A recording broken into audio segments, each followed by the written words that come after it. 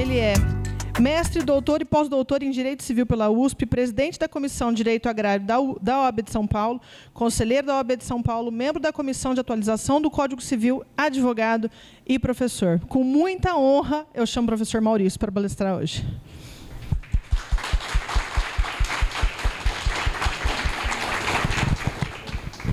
Fica bom.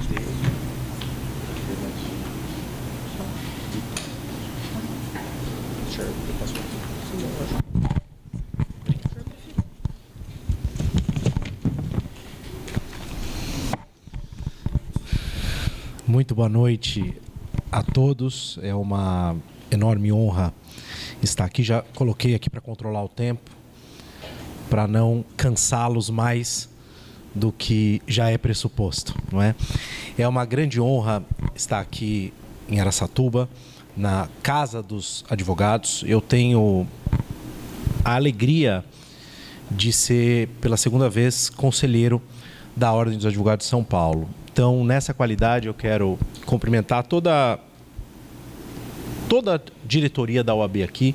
O faço na pessoa do nosso presidente, Dr. Pedro Chagas, do nosso vice-presidente, Dr. Wagner, da nossa presidente da Comissão de Direito Agrário, doutora Carla, minha colega agrarista, não é? E temos aqui colegas agraristas também. E não posso deixar de cumprimentar a minha caríssima amiga Marina, que tão gentilmente me recebeu aqui. Marina organizou tudo muito bonitinho, tal, o pessoal da OAB separou os voos e eu lembrei que eu tenho de estar em São Paulo amanhã às 9h30 da manhã. Ou seja, eu achei que eu poderia estar em 2 lugares ao mesmo tempo. E ao perceber que isso era impossível, eu vou voltar de ônibus. Então eu vou sair correndo daqui para a rodoviária. Mas está tudo bem, não há nenhum problema. O importante é que eu vou conseguir chegar. Então eu quero, mais uma vez, agradecer a cada um de vocês por estarem aqui presentes. Eu vou fazer uma exposição, vou tentar ser o mais claro possível e vocês fiquem à vontade para fazer as perguntas ao final, como quiserem, tá bem? Muito bem. Então vamos começar com algo que eu gosto bastante de falar, não é?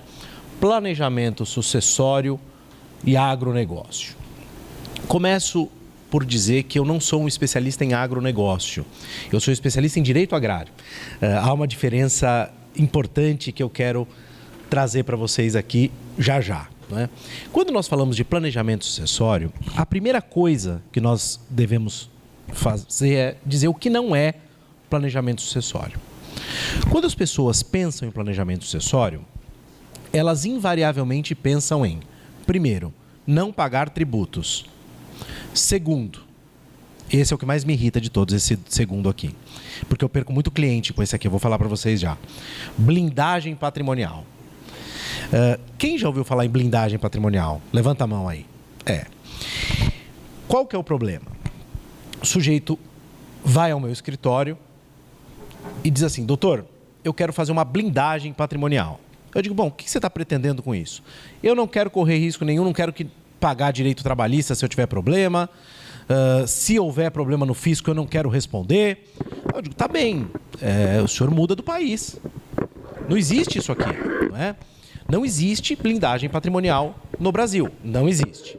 E aí, ele não fica muito satisfeito, procura um colega meu, colega nosso, que diz, claro que existe, basta fazer uma holding. Basta fazer uma holding.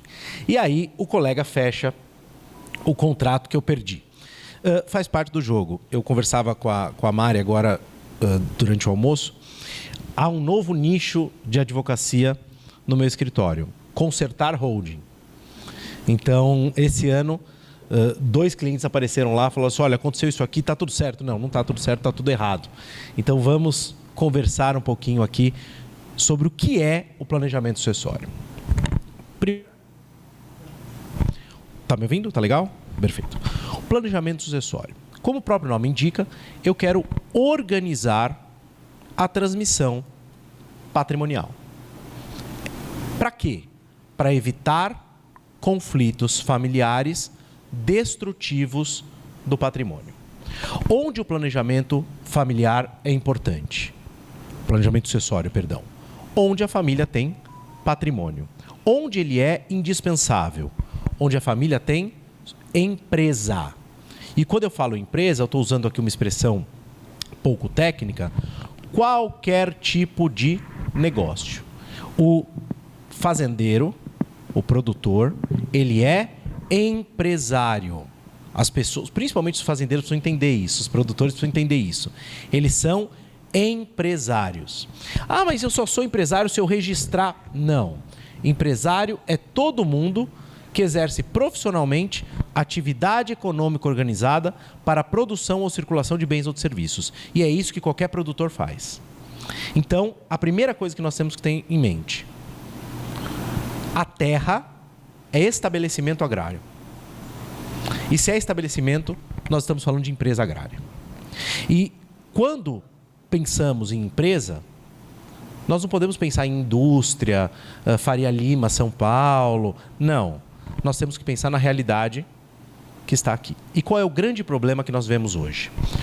Morre o patriarca e a família se devora por conta do patrimônio.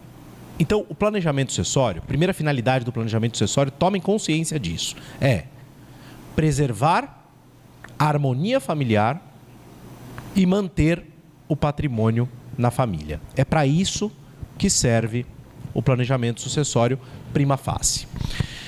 Quais outras vantagens tem o planejamento? Diremos já já, não é?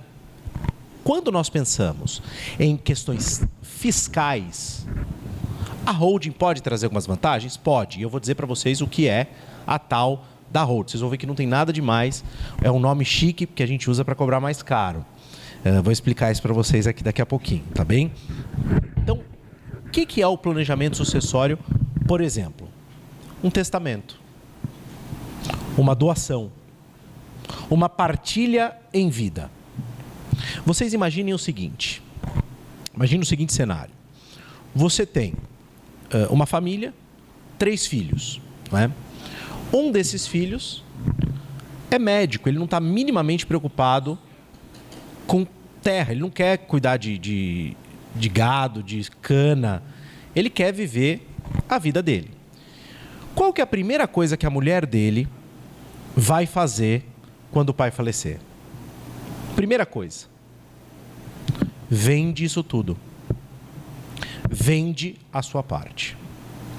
Então, o que vocês, como advogadas e advogados, podem fazer como planejamento sucessório? E planejamento de verdade.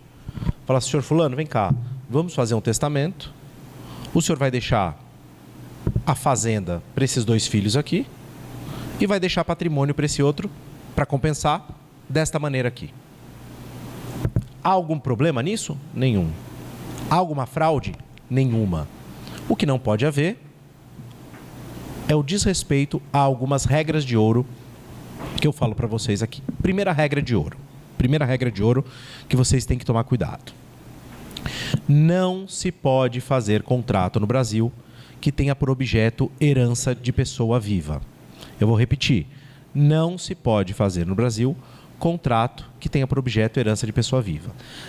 Nas tais das holdings, depois eu vou falar o que é, prometo, várias cláusulas contratuais nulas por estabelecerem regras de herança de pessoa viva. E a pessoa nem sabe que ela está criando aquela regra sobre herança de pessoa viva. Está.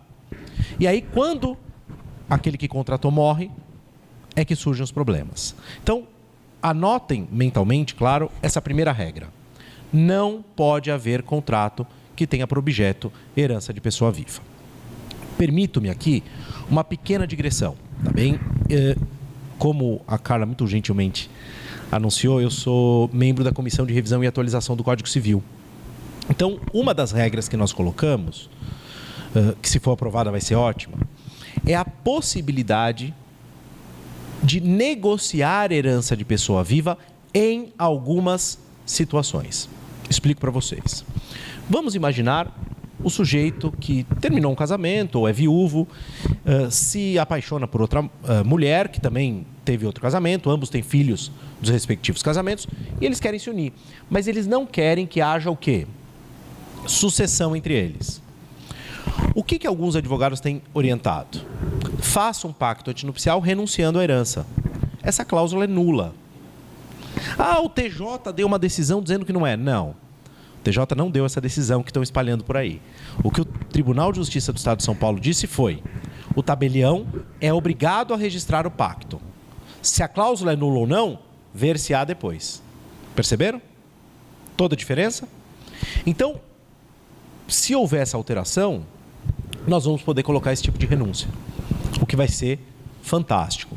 Outra possibilidade, e aqui eu estou falando de lei a ser feita, né, lege ferenda, já volto para a lei como está, é a possibilidade de, vamos supor que Maria e eu somos irmãos, não é? E aí eu vou lá e ajudo o pai a arrumar algumas coisas ali, entrego o dinheiro para ele, e nós fazemos um contrato que quando ele morrer, eu serei compensado. Hoje, isso não pode. Há algumas técnicas para tentar afastar a caracterização disso, mas em tese isso não pode. E aí, com o projeto de reforma do Código, haverá essa possibilidade. Mas vamos lá. Quando nós pensamos em planejamento sucessório, o que eu quero que cada um de vocês perceba, e se vocês levarem isso para casa, eu fico satisfeito. Lembrem-se que existem mecanismos que têm mais de 2.000 anos. E se esses mecanismos têm esse tempo todo, é porque eles de alguma forma funcionam. Eles de alguma forma funcionam. Então, quais são os mecanismos mais comuns em planejamento sucessório e mais ignorados atualmente? O testamento e a doação em vida. Qual que é o problema? Eu fiz o meu mestrado em teoria das obrigações e direitos reais, fiz o meu doutoramento em negócio jurídico e resolvi fazer o meu estudo pós-doutoral em direito das sucessões. Por quê? Porque é o último livro. É o último livro do Código Civil. Então, o Código Civil, você nasce e morre naquele livrinho, né? As pessoas falam um livro chato. Não é, a nossa vida não é chata, né? Depende. Tem uns que têm a vida chata. Eu não tenho, eu gosto da minha vida. E aí, o que acontece ali? Quando você pensa no Código Civil, começa a vida da pessoa, a vida dessa pessoa termina na sucessão.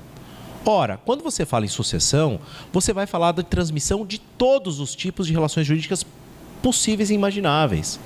Então, para que você entenda de direito sucessório, você precisa conhecer profundamente o sistema de direito privado nacional.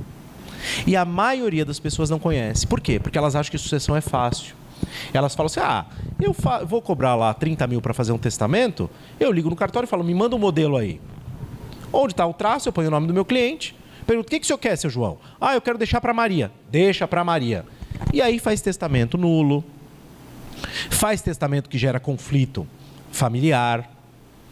Então, o testamento é um baita de um mecanismo lícito de planejamento sucessório extremamente seguro. Eu vou dar um exemplo para vocês aqui. Vejam só, nós tivemos um caso em que o senhor, quando estava com 85 anos, mais ou menos, recebeu a visita de um sujeito de 65 na casa dele. Tudo bem, seu fulano? Tudo bem. Falou, eu queria me apresentar, eu sou seu filho. Ele falou, olha, não é não. Não é não. Não, eu sou seu filho, sim. E eu quero me aproximar do senhor, eu tenho muita vontade de ter um pai, né? Nesses 65 anos eu não pensei nisso, mas agora me veio, eu soube que o senhor teve uma pneumonia, me veio essa vontade de ter um pai, não é? E aí ele foi ao meu escritório e disse, olha, doutor Bonazaro, eu não quero ser pai dele. Eu falei, olha, o senhor não tem muita opção, né? O senhor podia ter pensado nisso há 65 anos. Mas o senhor é pai dele? Ele falou, olha, eu saí com a mãe dele e achei ele meio parecido com um filho meu. Eu falei, então já está comprovado que é seu filho. Pensei comigo, não é? O que eu posso fazer para que esse sujeito não tenha direito aos meus bens? Eu falei, o senhor pode fazer uma série de coisas, mas alguma coisa ele terá direito. Por quê? Porque nós temos a segunda regra de ouro do direito das sucessões. Qual é a segunda regra de ouro do direito das sucessões? Primeira, não posso fazer contrato que tenha por objeto herança de pessoa viva. Segunda regra de ouro, eu não posso desrespeitar a legítima. O que é a legítima para quem não é da área? Quando você tem herdeiros necessários, 50% do patrimônio deverá ser herdado por esses herdeiros necessários. Quem são os herdeiros necessários hoje? Descendentes, filhos, netos, ascendentes, pais, avós, cônjuge e companheiro. Tudo bem?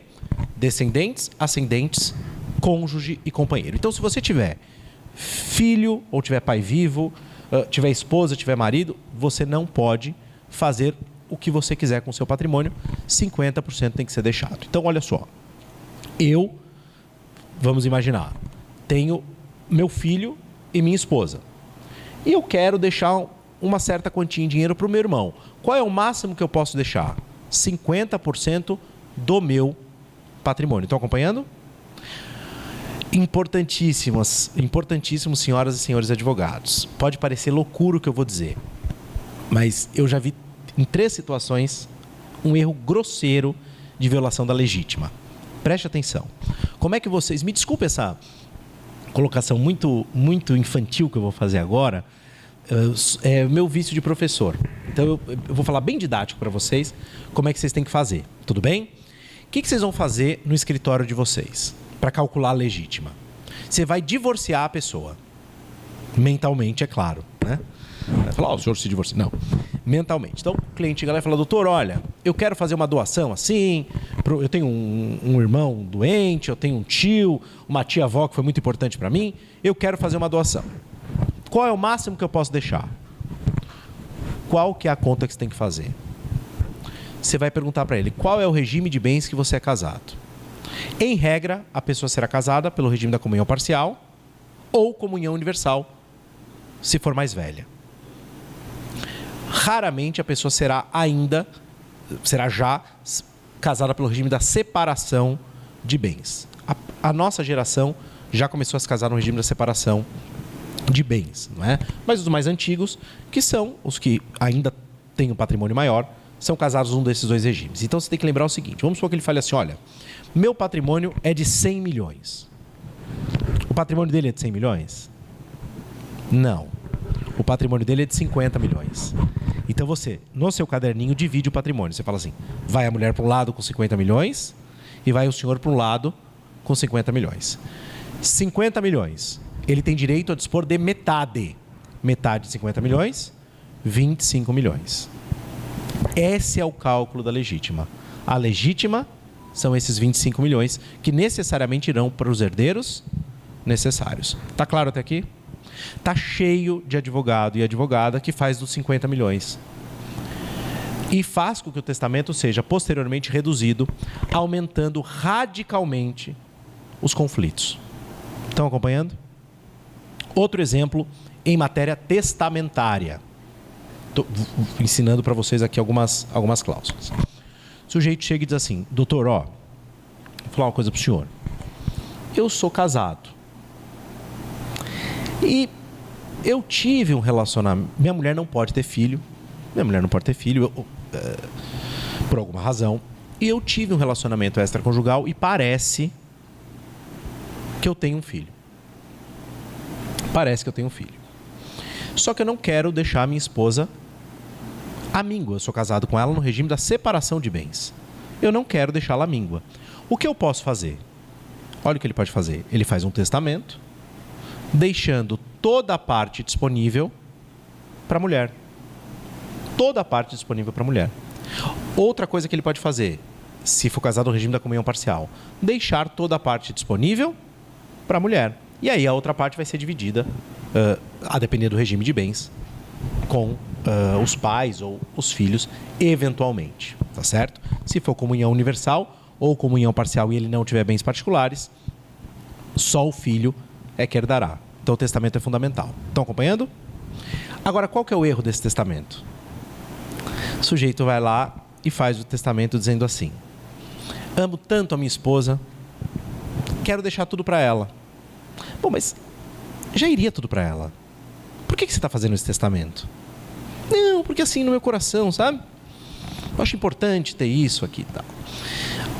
A mulher tem lá o testamento, não tem problema nenhum, o sujeito morre, ação investigatória de paternidade. Fácil DNA, era filho. O que aconteceu com aquele testamento, vocês sabem? Aquele testamento acontece um fenômeno chamado ruptura do testamento.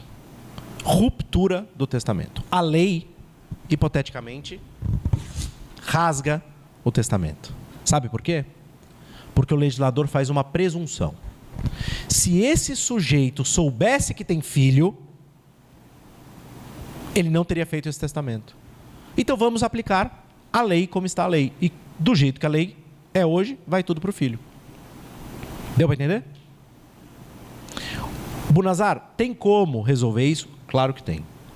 Você faz uma cláusula, e essa cláusula pode ser uma cláusula de estilo, tá? Então, cuidado, tá bem? Se amanhã ou depois o pai de vocês procurar o advogado colocar a cláusula, não pense que seu pai tem caso fora. Vai devagar. Eu ponho todos os meus testamentos. Eu fiz uma cláusula de estilo que eu faço. Vou ensinar para vocês. Cláusula de prevenção de ruptura do testamento. Diz assim, ó, o sujeito não tem ciência da existência de outros herdeiros necessários. Mas caso sobrevenha herdeiro necessário, ou caso seja descoberto herdeiro necessário, ele quer que o testamento seja preservado, havendo apenas redução da verba disposta, se tanto. Compreenderam isso? É uma cláusula de prevenção de ruptura. Agora, o que... Levanta a mão quem é advogado, advogada aqui, estudante de direito. Deixa eu ver. Todos, advogados e estudantes. Levanta. Vocês vão aprender uma coisa, tá? O cliente, ele não quer esse tipo de solução. Ele não quer esse tipo de solução. Eu brinquei com a Mari, né? E falei, mas brinquei falando a verdade. A cada 12 propostas de planejamento sucessório que eu mando, eu fecho uma. A cada 12 que eu mando, eu fecho uma. Porque o cliente fala assim, não, doutor, o senhor não está entendendo, eu não posso deixar nada para fulana. Eu falo, não tem saída, meu irmão. Você vai ter que deixar. Não. O fulaninho da internet, do arrasta para cima, disse que tem uma saída mágica. Eu falo, tá bom, vai lá.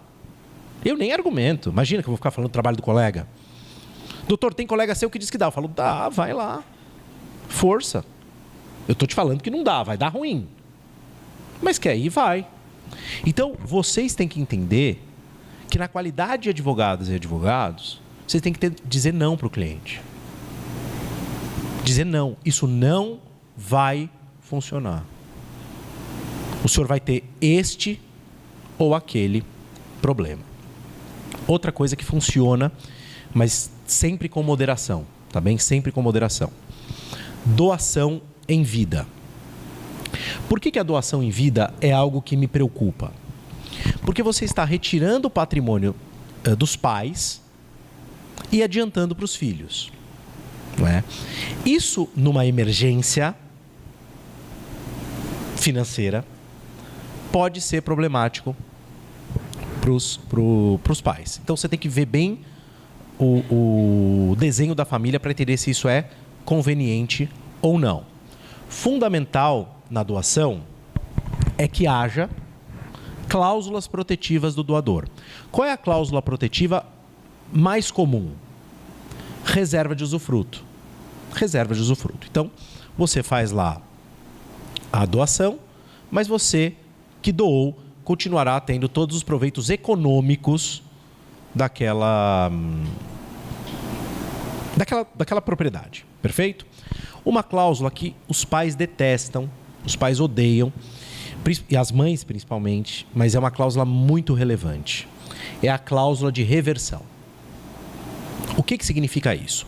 Você imagina então que você tem um filho ou uma filha que acabou de casar. Acabou de casar e você vai lá e faz uma doação de uma propriedade extremamente valiosa para o teu filho. Para o teu filho. Não, você não tem nem netos ainda, tá? Você não tem netos. São casados há 3 meses. Seu filho sofre um acidente de carro e morre. Aquela moça é herdeira junto com você. Aquele moço herdeiro junto com você. O que diz a cláusula de reversão? Que se o donatário, aquele que recebeu a doação, morrer primeiro que o doador, aquele bem volta para o doador. Tudo bem? Cláusula de reversão. Você fala isso para a mãe, ela só, Deus me livre, aconteceu um negócio desse, eu prefiro morrer. Eu falo, tudo bem, eu entendo a senhora, não vai acontecer, mas vamos colocar aqui, só para evitar eventual dor de cabeça. Tudo bem até aqui? Perfeito. Informações importantes sobre a tal da holding e o direito agrário. Qual que é o grande problema do agronegócio em geral e do planejamento sucessório em geral? Você entra na internet, a pessoa diz assim, faça o seu planejamento sucessório comigo. Hold patrimonial, Black Friday de hold patrimonial. Já viram isso? Black Friday de holding.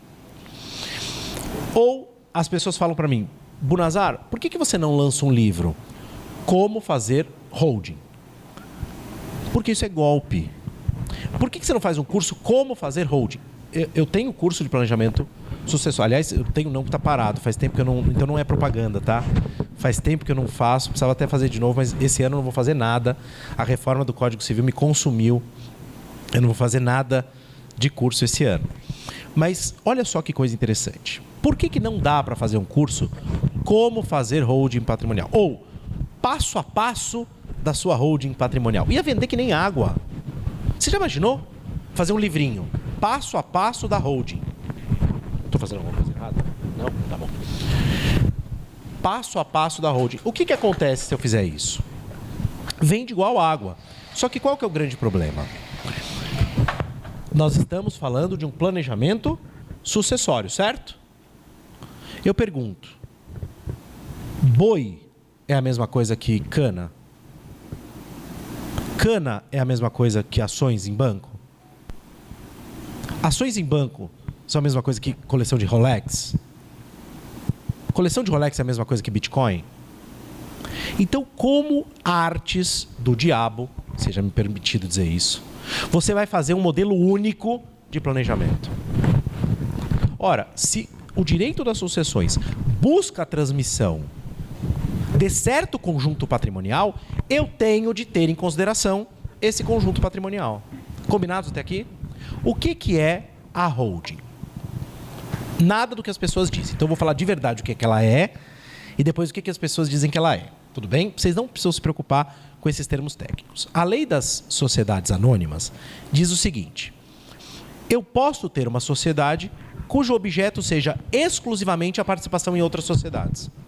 Então, nós temos uma sociedade controladora.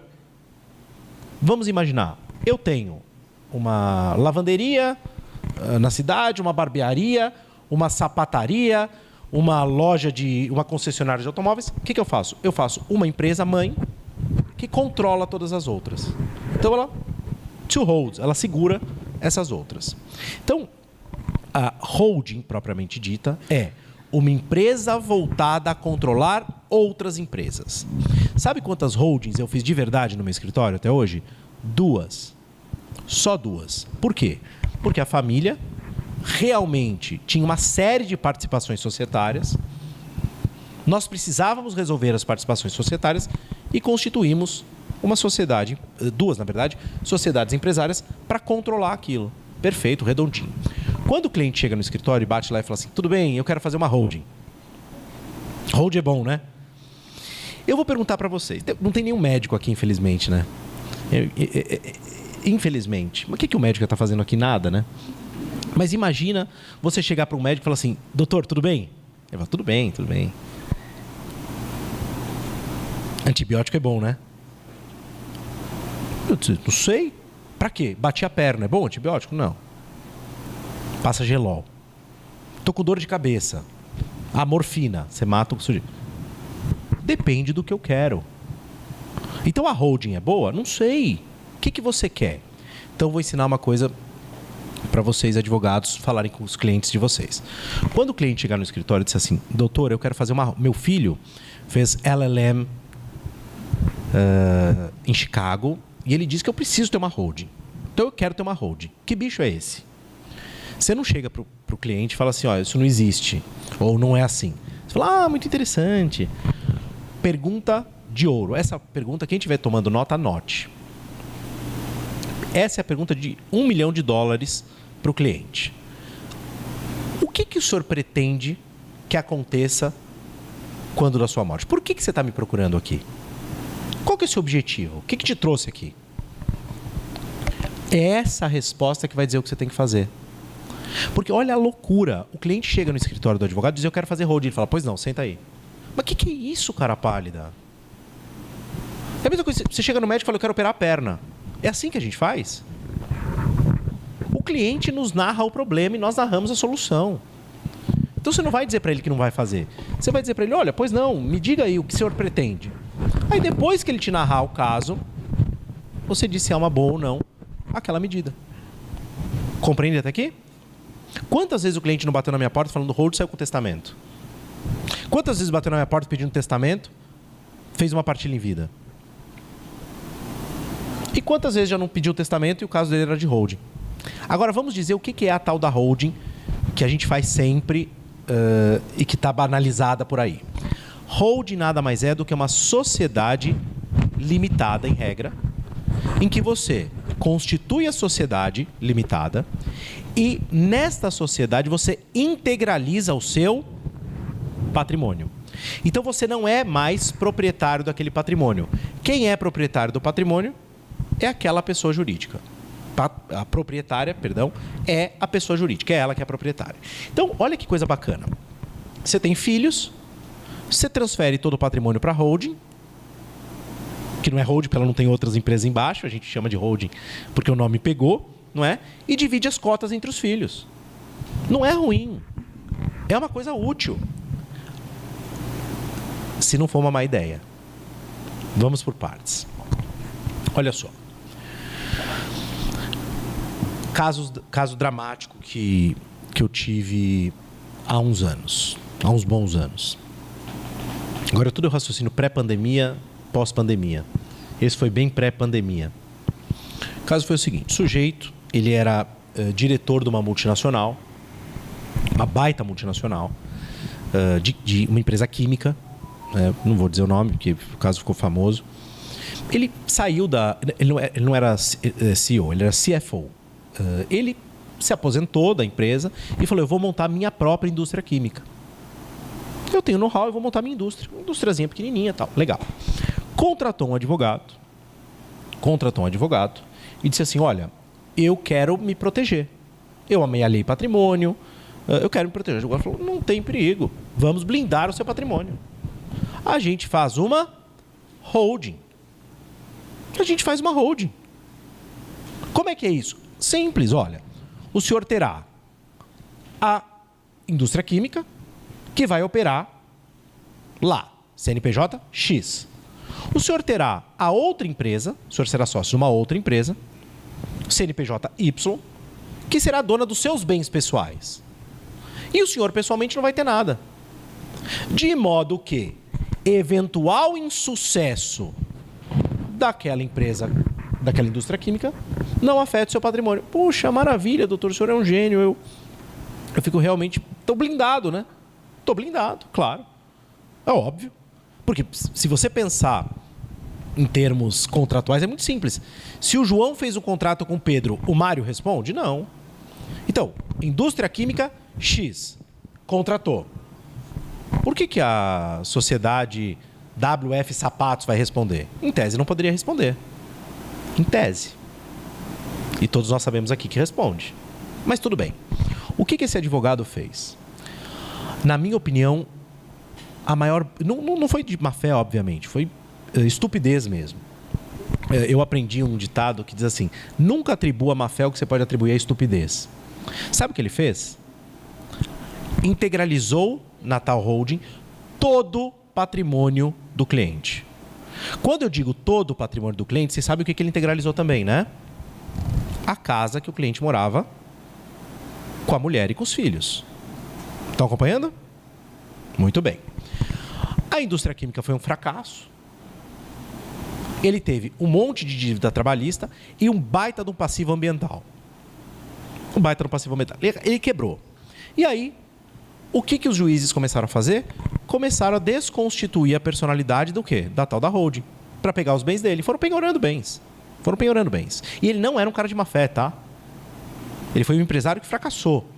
Ele não foi um sujeito que foi enganar os outros. Aí, sabe o que eles penhoraram? O imóvel dele. Aí ele chegou no meu escritório, desesperado, falou: doutor, estão penhorando a minha casa, é bem de família. E o que o juiz disse quando o advogado dele alegou bem de família? Claro que não é, que já era um outro advogado, né? Não é, aquele lá sumiu. Aquele lá foi embora. Né? Foi um advogado que tinha sido meu aluno na pós-graduação e me levou ele lá. Sabe o que o juiz disse? Bem de família? Eu não sabia que PJ tinha família. A PJ e as PJinhas. Não tem. Que família? Família tem o senhor. E aí o juiz pegou e pau, penhore-se o imóvel. E aí nós fomos para o Tribunal de Justiça. E aí, eu vou dizer uma coisa para vocês que vocês podem achar que é mentira minha ou falsa modéstia. Não é. Eu reverti no TJ por obra e graça do Espírito Santo.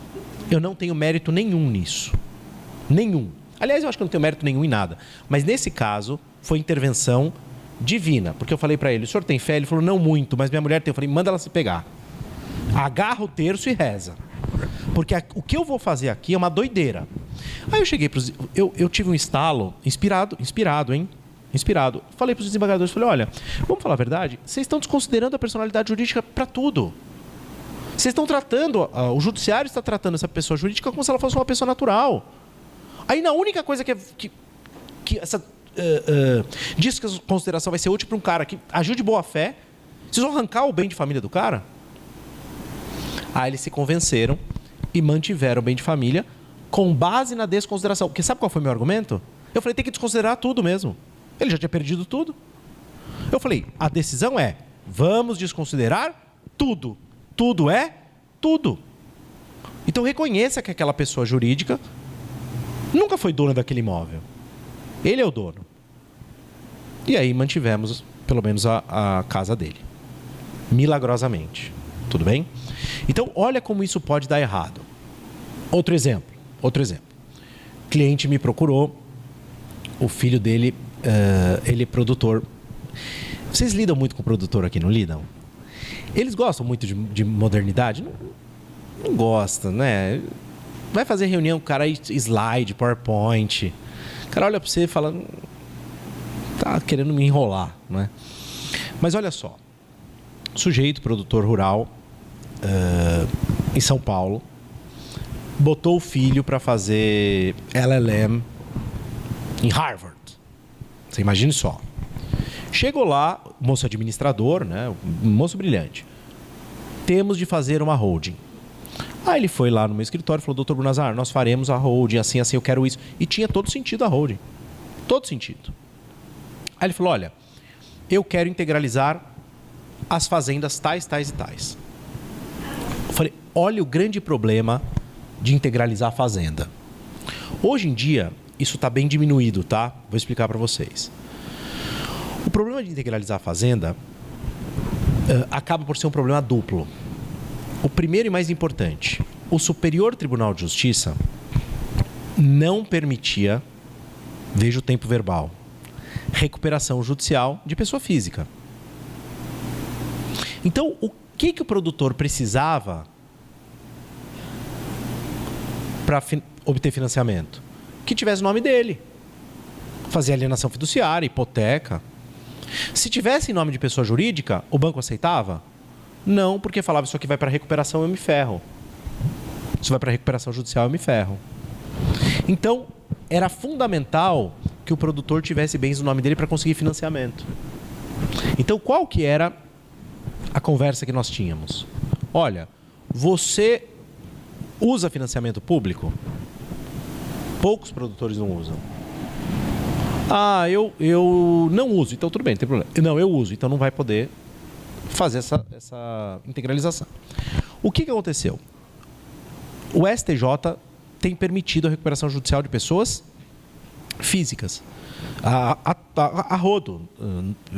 E eu acho acertado. Uma hora a gente fala disso. Não é? E aí o crédito está no mesmo preço. Então, essa vantagem do preço do crédito desapareceu, nós não temos mais esse problema.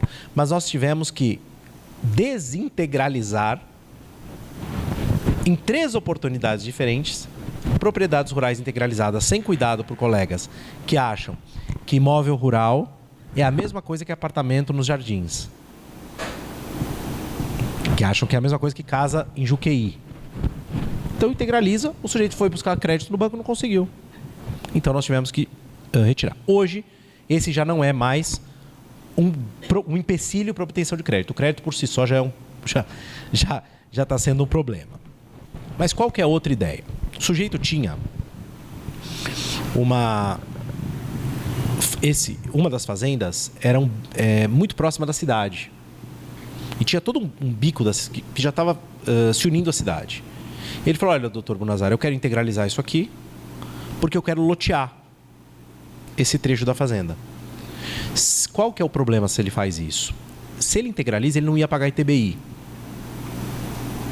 Só que se ele integraliza e logo depois faz o loteamento, ele paga retroativo valores altíssimos de ITBI com multa. Então é muito importante que você ouça o que o seu cliente está dizendo para saber se aquilo é o melhor ou não para ele. Até aqui tudo bem?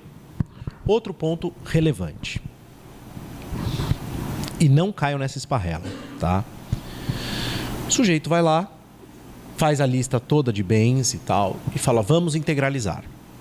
Para integralizar, você realmente, a não ser que a empresa seja de locação de imóveis, não é o caso do agro, né? Você não paga ITBI, uma baita vantagem. Uma baita vantagem, né? Você integraliza, bonitinho e tal.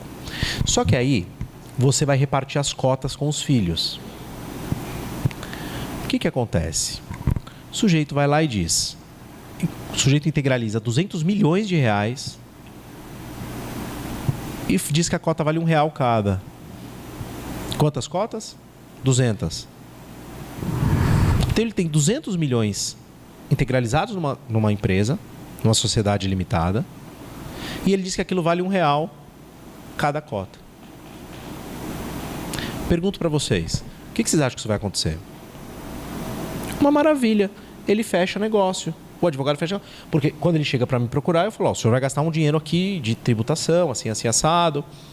Doutor, eu vou ter que pagar tributo. Vai, claro que o senhor vai ter que pagar tributo. Só que menos agora do que com a reforma tributária, que eu já vou falar já para vocês. Menos agora do que com a reforma. Ah, doutor, eu vou pensar, eu volto com o senhor. Eu falo, tá bom. Aí ele desaparece, evidentemente.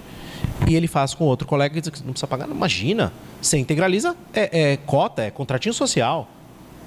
Faz lá a sessão gratuita ou fala que seus filhos compraram. Aí ele, super inteligente, ó. Fala que seus filhos compraram. Pô, comprou. Aí o Enzo comprou 300 milhões em maquinário com o dinheiro do lanche. Quer dizer, aí o fisco vai lá e autua, e diz isso aqui é fraude fiscal de A a Z. E quando tem fraude fiscal, além de você pagar o tributo retroativo, você paga a multa e pode cometer crime fiscal. E eu pergunto, a pessoa que fez, o cliente que fez isso, sabia que estava fazendo fraude? Na mais das vezes, não. Não é imune de responsabilidade porque quis ser esperto. Mas, em regra, não sabe disso. O Estado de São Paulo está desconstituindo uma série de holdings. Vocês estão vendo por aí? Uma série. Justamente por quê? Porque o sujeito vai lá, transfere patrimônio a preço vil para não pagar tributação. Tudo bem até aqui? Ótimo. Com relação à tal da reforma tributária. As pessoas perguntaram para mim assim, Bunazar, há motivo de receio da reforma tributária? Receio não, né? Eu acho que o motivo é de pânico. Pânico de A a Z. Tá? Por quê? E eu vou dizer uma coisa, por favor, não fiquem bravos comigo, não tem nada a ver com PT, com Bolsonaro, não tem absoluto... Eu estou aqui na qualidade de advogado, alguém que estuda leis e está falando de leis, combinado? Olha só, eu vou ter que falar um pouquinho de programa político, vocês entenderem o motivo. Qual que é o programa político histórico do Partido dos Trabalhadores? Taxação de herança. É uma pauta antiquíssima do Partido dos Trabalhadores. Ah, isso é fake news, se tiver algum petista mais apaixonado. Antes de me xingar de fake news, coloca programas políticos do Partido dos Trabalhadores. Pega historicamente. Eu não estou dizendo se isso é bom ou se é ruim, estou dizendo que é um fato. A reforma tributária traz possibilidades gigantescas de aumento das alíquotas do ITCMD, Imposto de Transmissão, Causa-Mortes e Doações. Então, que haverá um aumento de alíquota, isso é fato. O que eles estão pretendendo, a conversa que corre é que imediatamente dobrará. E realmente não é muito alta comparado com outros países do mundo. Mas é muito alta comparado com os benefícios que nós temos do governo com os nossos tributos. Tá bom, eu falei que eu não ia falar de política, essa parte é uma parte um pouquinho política. Mas não desse governo, de qualquer governo. Então, o que acontece? O programa político atual, ele é totalmente contra direitos hereditários. Eles entendem que a herança é uma forma de preservar privilégios. Então, sempre vem à tona imposto sobre grandes fortunas e impostos hereditários. Então, isso é fato que vai acontecer. Isso é fato, tudo bem? E mais, a reforma tributária tem regras muito preocupantes para o agronegócio. Para o agro. Por quê? Porque diz lá, imposto progressivo pelo não cumprimento da função social. Ou tributação para fins ambientais. O que é tributação para fins ambientais? Princípio da ambiental, sei lá do quê. Vocês têm ideia do que significa isso? Se amanhã ou depois o governo de ocasião, qualquer governo,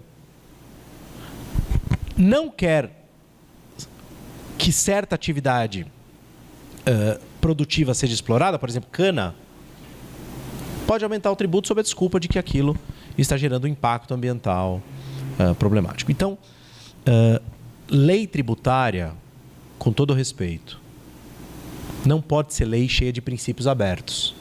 Você tem que saber exatamente o que está acontecendo. Então, se vocês perguntarem qual é o melhor momento para fazer planejamento sucessório no Brasil? Ontem. Ontem. Agora, vale a pena fazer de qualquer jeito? Não. Não, por quê? Porque a dor de cabeça é muito maior posteriormente.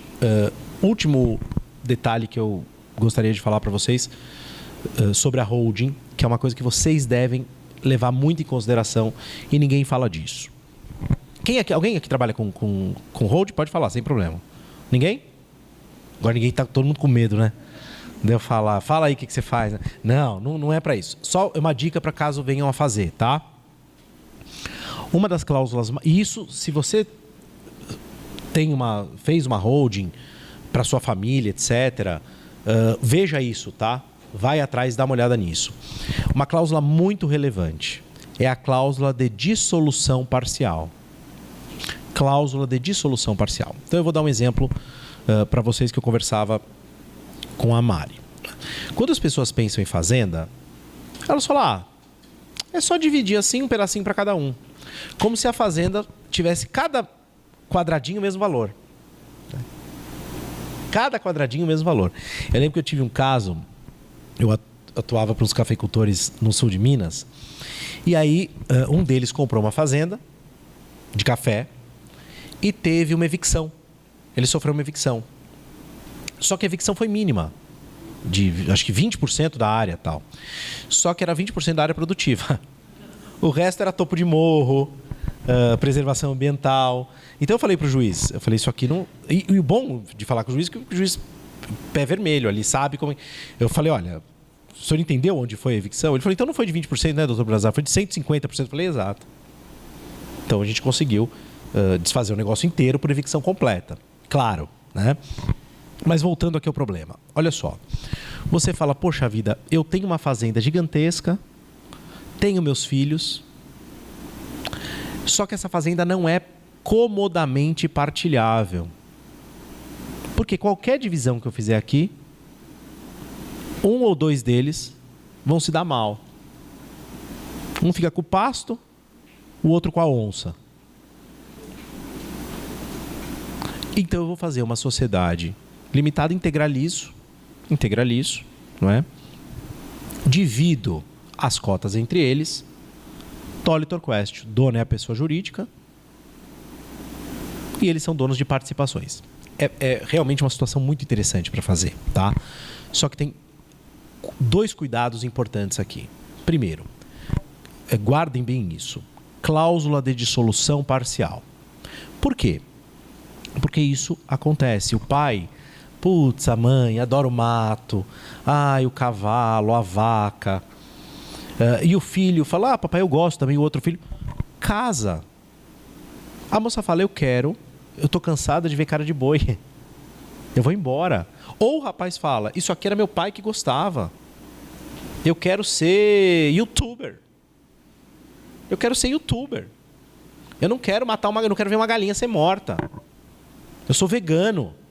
Eu tenho uma página, Veganos pelo Amor, sei lá.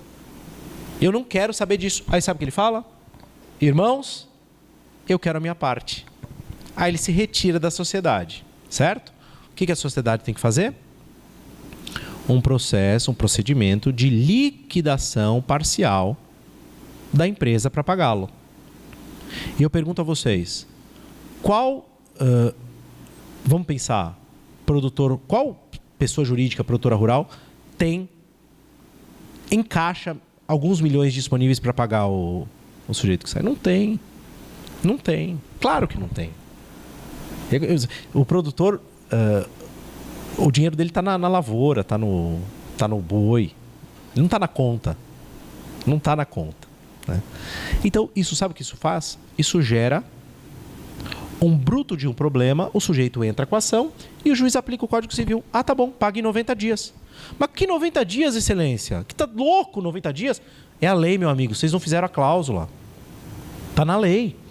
E aí sabe o que o juiz faz? Manda a fazenda para a praça. Manda pracear a fazenda. E aí vende a fazenda para pagar esse herdeiro xarope. O que dá para fazer? Dá para fazer uma cláusula de que não pode sair? Claro que não. Até divórcio tem, não vai ficar na empresa. Só que você consegue fazer uma cláusula para diminuir o impacto dessa saída. Então você consegue colocar parcelamento em 2 anos, 3 anos, às vezes 4 anos, sem juros, só com correção monetária. Então você torna a saída mais fácil para a sociedade e muito desagradável para aquele que quer sair. Deu para entender? É uma forma de você controlar essa difusão eventual de patrimônio que ocorre com a morte do patriarca. Compreenderam?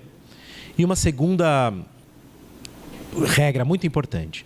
Se o cliente de vocês tem filhos que vão tocar, você tem que dizer para eles, principalmente para a mulher, isso aqui é muito difícil, tá? Para a mãe. Porque pai não tem muito problema em fazer distinção entre filho. Agora a mãe fica um horror, né? Fala, ai, mas vai achar que eu não gosto dele. Não é que a senhora não gosta, é que ele é hippie, minha senhora. Ele quer fumar maconha, ele não está preocupado com o sustento da família. Não, esquece ele. A senhora não vai tirar nada dele. A senhora só não vai deixar ele ser o gestor da empresa. Só isso. Ele vai surfar na Bahia, não tem problema. Então, fazer regra de governança interna. Não há nenhum problema em estabelecer quem terá o controle da sociedade. Quem será o administrador. Regras claras de controle são muito importantes. Tudo bem? E eu disse que era a última coisa, eu vou falar só mais uma. Numa dessas 2 únicas holdings de verdade que eu fiz, havia uma questão muito interessante. O sujeito chegou lá e falou assim, doutor Brunazar, um homem muito rico, né? Ele é a mulher que mandava em tudo, para variar.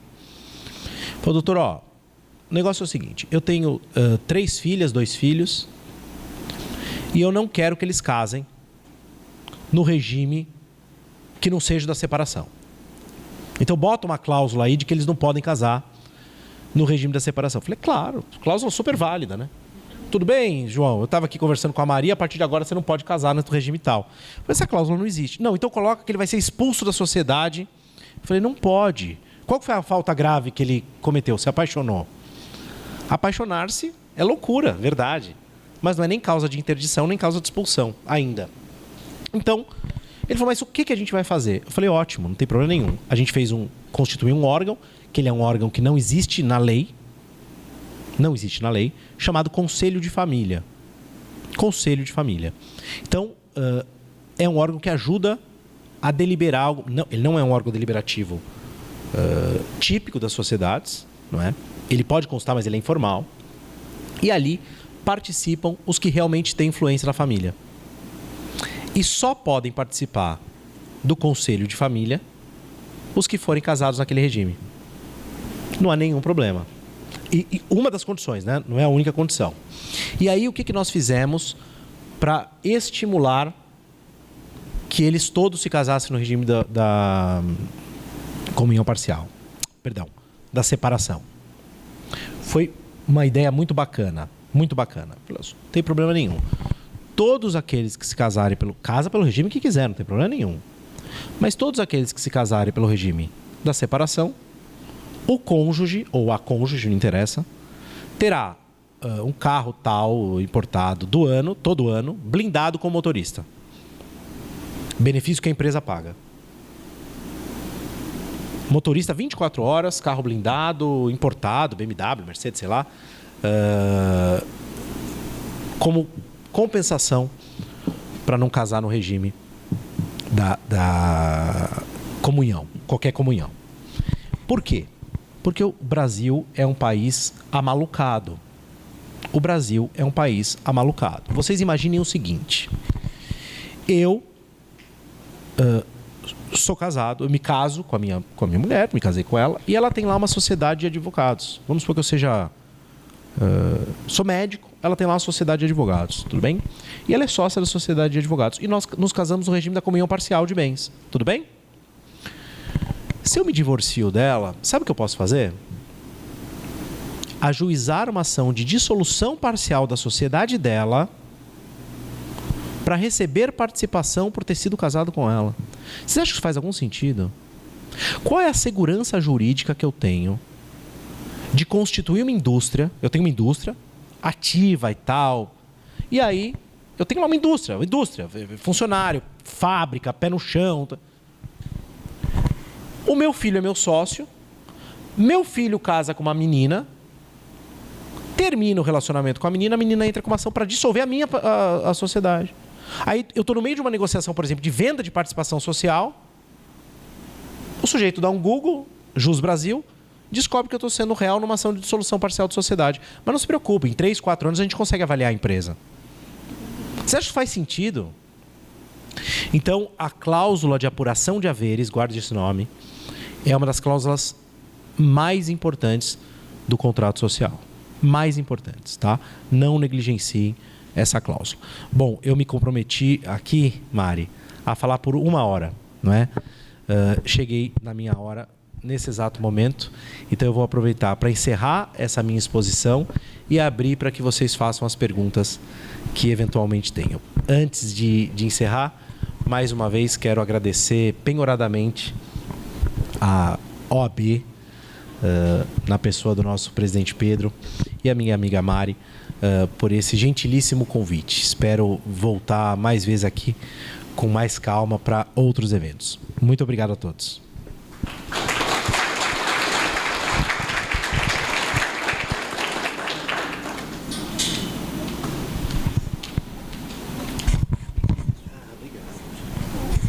Bom, muito obrigada, professor. Acredito que todos tenhamos aprendido muito, não é?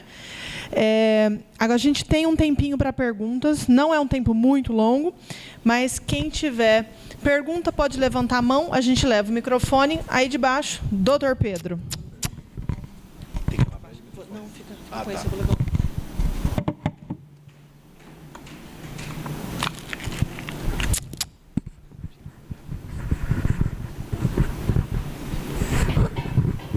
Professor, foi uma honra tê-lo aqui.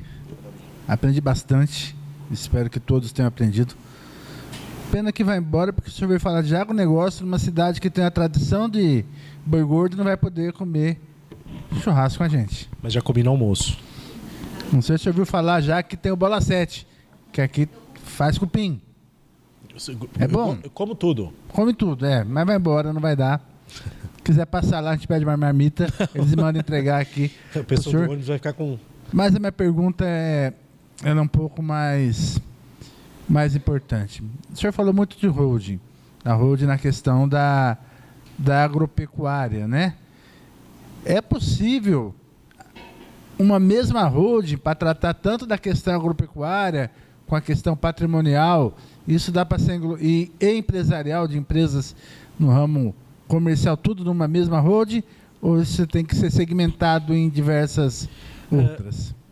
Não há problema de você integralizar na mesma... Porque nesse caso você teria de fato... A pergunta... Me permita eu repetir a pergunta só para ver se eu entendi. Imagina que eu tenho uma atividade industrial e uma atividade agropecuária. E eu quero unificar essas atividades sob uma pessoa jurídica, certo? É isso? Isso. Nesse caso, qual é a saída? Uma holding de verdade. Então você vai ter uma sociedade empresarial que vai cuidar da atividade agrária e você terá uma holding que vai cuidar daquela atividade, uma pessoa jurídica, que vai exercer aquela atividade empresarial, industrial. E a holding propriamente dita, que é que controla elas duas. Então é absolutamente factível e vou dizer mais, tá? Em casos como esse, a holding em sentido técnico ela é recomendável. Ela é recomendável. Muito obrigado, excelente pergunta. Porque veja, você não pode, não daria certo você misturar a atividade. Por que eu gosto de falar de agrário e não de agronegócio? Eu vou falar uma coisa para vocês de 2 minutos. Agronegócio é muito chique. É claro que é chique, né? O agro é pop. É super chique. Agora, quando você pega o pessoal que estuda agronegócio, eles acabam estudando questões de direito negocial, economia e tal, e esquecem do que caracteriza o direito agrário. Vocês sabem o que caracteriza o direito agrário? Alguém sabe dizer? Sabe o que é?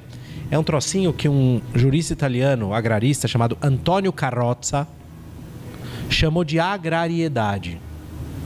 O que o direito, o que o agro tem que nenhuma outra atividade tem? É uma atividade de risco. Qualquer empresa é atividade de risco. A agrariedade se caracteriza pelo risco biológico. Pelo risco biológico. Então você não vai ter nenhuma outra atividade que o cara está preocupado se vai chover ou não. Se apareceu lagarta ou não. Você não vai estar na indústria de sapato e falar, apareceu uma lagarta aqui. Só dá uma chinelada nela. Agora, no agro, o Trump fala alguma coisa, você entra em pânico. Você tem geada, você tem seca, você tem chuva. Então, é absolutamente, na minha opinião, inviável administrar conjuntamente duas realidades radicalmente distintas. Né? Por isso que você pode ter essa controlação, essa atividade controladora. Muito obrigado, presidente. Estou às ordens. Mais alguma pergunta?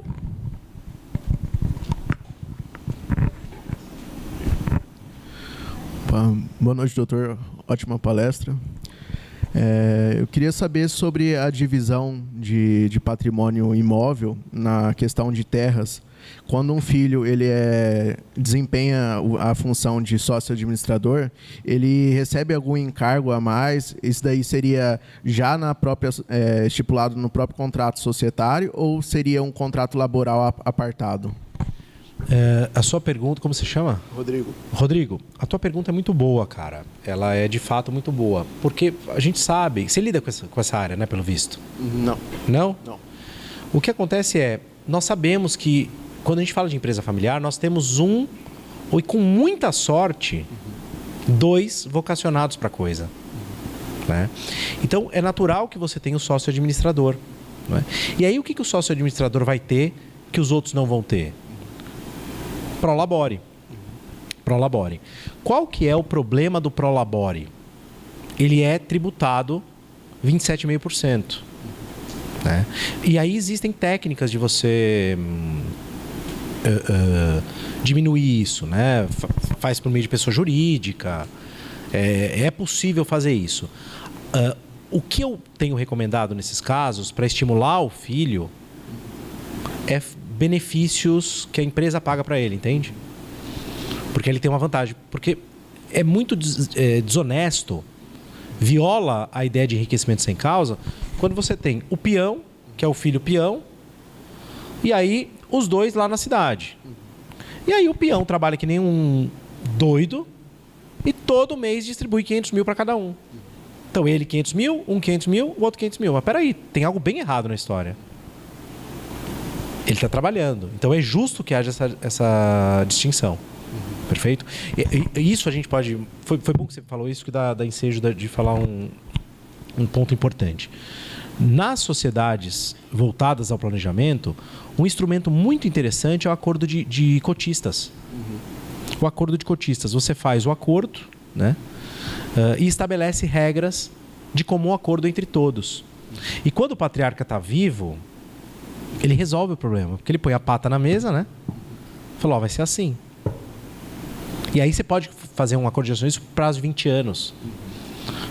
Existem técnicas muito interessantes para resolver isso. Tá? Mas pode sim e deve. Isso não é violação de legítima. Isso é proteção contra enriquecimento sem causa. Obrigado. Excelente pergunta. Mais alguém? Aproveitem. Só precisa de incentivinho.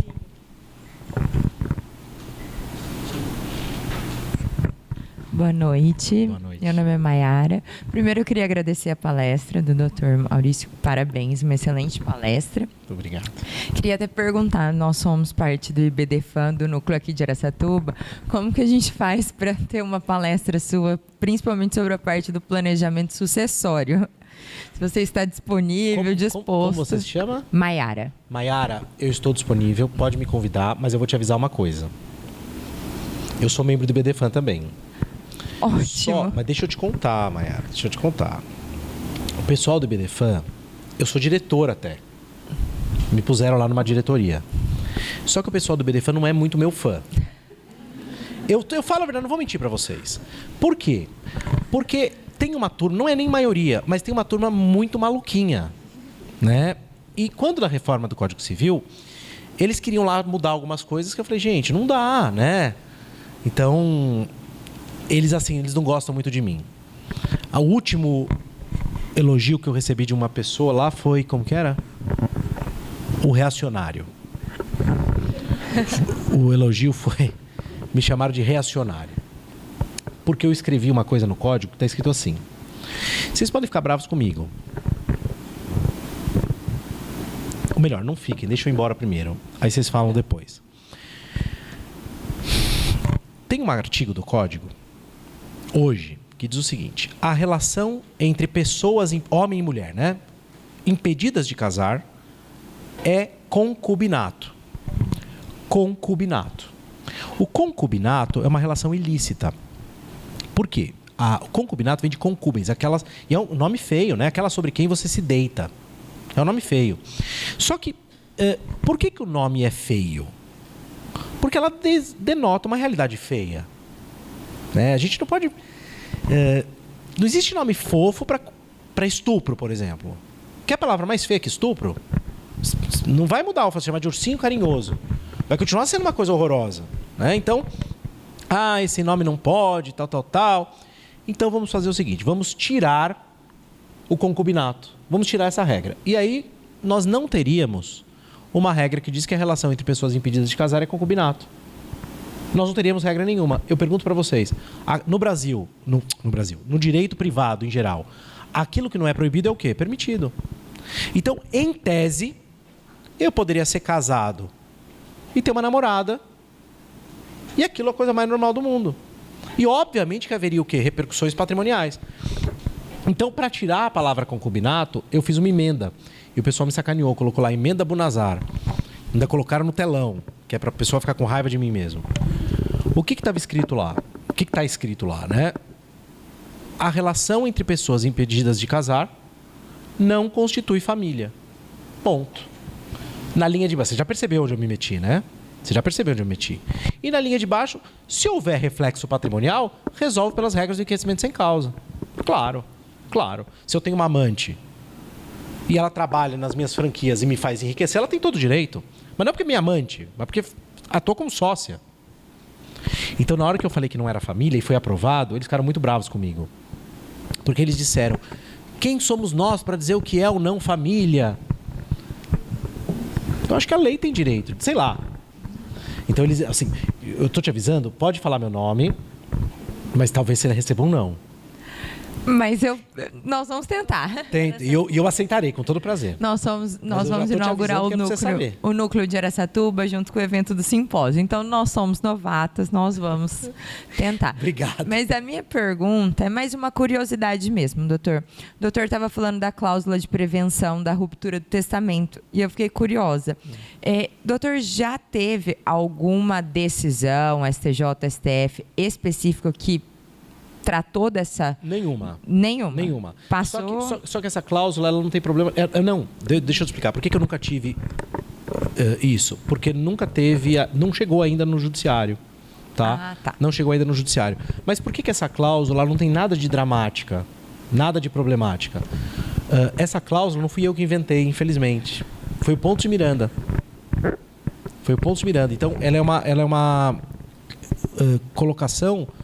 que, mas isso não é fraude? Não, de jeito nenhum. Simplesmente eu afasto a presunção do afeto.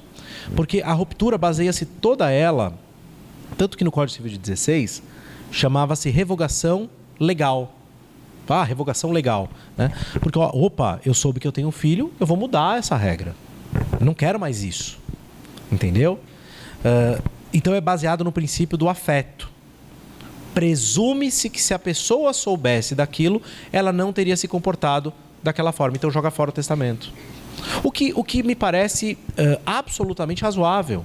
Absolutamente razoável. Vamos imaginar, eu tenho lá um irmão, deixo lá um testamento para ele, para uma igreja, para a minha paróquia que eu frequento. E aí, eu estou no leito de morte, eu descubro que eu tive um relacionamento com uma moça, tem um filho meu na terra aí. Eu queria que esse testamento fosse para o lixo mesmo.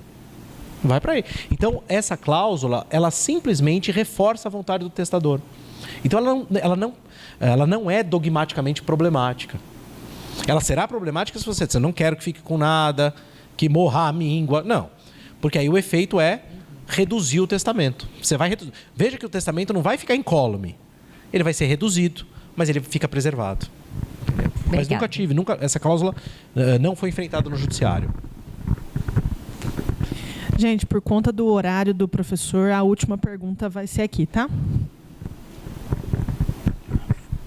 Boa noite a todos. Boa noite, professor. Parabéns pela palestra. Eu achei muito interessante. Eu sou advogado e também sou produtor rural. Opa. Eu venho de uma família de produtores rurais. Meu avô foi produtor rural, meu pai é produtor rural. Eu achei muito interessante que o professor falou a respeito. Antes, né? É muito corriqueiro você encontrar holdings com cláusula de exclusão do sócio por optar por um regime de casamento diferente daquele pretendido pelo patrimonialista. É muito corriqueiro. E o professor falou algo interessante, uma solução interessante, que é a constituição do Conselho de Família. Normalmente o professor faz isso por meio dos acordos de sócios que estão... Não. O acordo de sócio, porque, veja, o Conselho de Família, qual que é o grande lance do Conselho de Família? O que ele tem de jurídico? Nada. Não tem nada de jurídico. Nada. Só que o Conselho de Família, ele é muito bacana para o caso como de vocês, que é uma empresa familiar de verdade. Né? O Conselho de Família, ele acaba funcionando como um anteparo entre a família e a empresa. Por quê? Porque se a empresa é familiar, você vai almoçar na casa da nona no domingo, tá o teu primo lá pé da vida com você. E você com ele. As cunhadas, os irmãos. Então, o Conselho de Família, ele normalmente é composto pelas lideranças da família. patriarca, matriarca, e bota a ordem na casa, entendeu? Agora, como organiza isso? Como se fosse um conselho consultivo. Como se fosse um conselho consultivo. É muito interessante. Por quê? Porque o conselho de família pode deliberar pro conselho de administração linhas de conduta. Mas aí como que eu dou juridicidade a isso? Porque, Documento, contrato. Porque enquanto todo mundo está vivendo bem, né? Foi isso que eu pensei. contrato Às vezes entre um as instrumento partes, particular claro. à parte, Sim, com algumas sim, penalidades sim, pecuniárias. sim. Porque na hora que briga, ninguém Não. quer saber de moralidade, Deixa eu te falar uma coisa. O conselho de família só para você entender. Essas penalidades todas você vai colocar no acordo de cotistas. Isso. Por que eu falo cotistas? Porque normalmente é sociedade limitada. Acionistas nas sociedades de capital, né? Tome cuidado com isso. Outro dia eu vi um acordo de cotistas, era assim, acordo de acionistas. Eu falei, pegou no Google, ChatGPT, né? Mas veja você o seguinte, o conselho de família, ele não funciona, ele é previsto, o que você tem que colocar são regras para ingresso e regras de deliberação. Regras de multa não vão funcionar no conselho de família. Sabe por quê? Porque ele se sustenta pela autoridade própria. Ele se sustenta pela autoridade própria. Sabe o que eu fiz uma vez também, que foi interessante? A gente colocou uma cláusula de mediação obrigatória pelo conselho de família. Antes de litigar, tinha que passar pelo conselho de família. Aí é uma cláusula válida pela lei. Então não pode ajuizar a ação, a não ser cautelar, claro, mas não pode ajuizar a ação antes de passar pelo conselho de família. Então isso é bacana. É um mecanismo, uma ferramenta bem legal. Isso. E aí as regras de constituição estariam no acordo de cotistas. No acordo de cotistas ou no documento paralelo. Entendi. Foi o que eu entendi. Obrigado, tá? Imagino, prazer. Bom, eu vou encerrar, professor, para o senhor não perder seu ônibus.